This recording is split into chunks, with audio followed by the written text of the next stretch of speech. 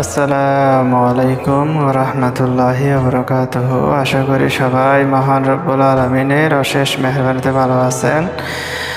আপনাদের দোয়ায় আল্লাহর রহমতে আমি অনেক ভালো আছি। আজকে আমি ছোট্ট একটি নামের, আল্লাহর একটি পবিত্র নামের একটা ভালোবাসা মহব্বত সৃষ্টির বশীকরণের জন্য আরও একটি শক্তিশালী আমলে হাজির হয়েছি। আশা করি সবাই একদম শুরু থেকে শেষ পর্যন্ত দেখবেন। যদি টেনে টেনে দেখেন তাহলে কিছুই বুঝবেন না, আর না বুঝে শত শত আমল করলে জীবনও কার্যকারী হবে না। কারণ আপনি যদি কোনো একটি আমল না বোঝেন, তাহলে না বুঝতে করেন, তাহলে সেখানে আপনি কোনো কিছুই না বুঝে উল্টোপাল্টা কাজ করলে উল্টোপাল্টা কোনো কিছুই ভালো রেজাল্ট, ভালো কিছু বয়ে আনতে পারে না। সেই জন্য আপনাকে অবশ্যই ভিডিওটি দেখতে হবে, পুরা কথাগুলো মনোযোগ সহকারে শুনে আমলটি করতে হবে। সেই জন্য আপনি অবশ্যই আগে মনোযোগ সহকারে আমার আমলের নিয়মটি কিভাবে করতে হবে সেটা বুঝে নেবেন এবং আমার থেকে অনুমতি নিয়ে আমলটি করবেন। আমি সেই সমস্ত ভাইদেরকে অনুমতি দিয়ে থাকবো যারা চ্যানেলটি সাবস্ক্রাইব করবে, ভিডিওটি লাইক দিবে, কমেন্টে আমি লিখে নিজের নাম লিখে দিবেন। ইনশাআল্লাহ আমি সেই সমস্ত ভাইদেরকে আমি আমার মন থেকে অনুমতি দিয়ে দেব। আমলটির ব্যাপারে এবার আসা যাক। এই আমলটি কিভাবে কোন সময়ে করতে পারবেন ইনশাআল্লাহ। এটার কোনো নির্দিষ্ট টাইম টেবিল কোনো কিছু নাই, যে কোনো সময় যে কোনো দিন করতে পারবেন ইনশাআল্লাহ। তো আমলটি শেয়ার করার পূর্বে আমি আপনাদেরকে কিছু গুরুত্বপূর্ণ কথা বলতেছি। সেটা হলো, বর্তমান সময়ে ফেসবুক এবং ইউটিউবের মধ্যে আপনারা দেখতে পাবেন হাজার ভণ্ড কবিরাজ পেজ খুলে চ্যানেল খুলে বসে আছে মানুষকে ঠকানোর জন্য, ধোঁকা দেওয়ার জন্য।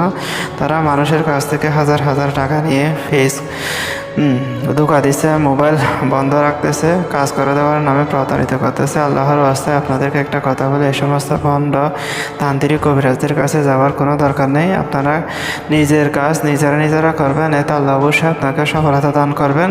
এতে আপনার সময়ও বাঁচবে, টাকাও সেভ হবে।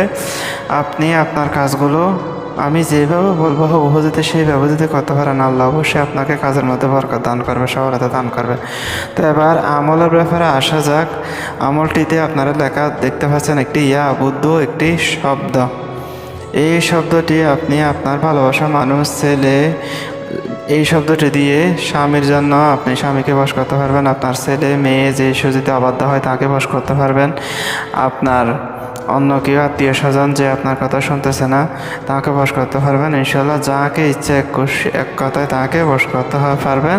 তবে একটা শর্ত মেনে নিতে হবে, সেটা হলো মিষ্টি জাতীয় কোনো কিছু হতে হবে। আমলটি প্রয়োগ করার জন্য অবশ্যই মিষ্টি দ্রব্য হতে হবে। মিষ্টি জাতীয় কোনো কিছুর উপর আপনি এই শব্দটি ইসমে আজম সম্বলিত এই শব্দটি আপনি 2000 বার আগে বসে অবশ্যই 10 বার দরুদ শরীফ পড়ে নেবেন। 10 বার অথবা 11 বার আগে পিছিয়ে অবশ্যই 11 বার দরুদ শরীফ পড়ে নেবেন। তারপর 2000 বার পরে কোনো মিষ্টি জাতীয় দ্রব্যের উপর ফু দিয়ে ইনশাআল্লাহ তারা যাহাকে খাওয়াবেন সে আপনার বশীভূত হয়ে যাবে। এটা অত্যন্ত পরীক্ষিত একটি আমল, যদিও ছোট্ট একটি আমল, কিন্তু কার্যকরী অনেক বেশি। তো আমলটি ভালো লাগলে অবশ্যই সবাই করবেন। আমলটি বেশি মানুষের কাছে পৌঁছে দেবেন, শেয়ার করবেন, আমার জন্য দোয়া করবেন যাতে সামনে আরও আমল নিয়ে হাজির হতে পারি। আসসালামু আলাইকুম রহমতুল্লাহি ওয়া বারাকাতুহু।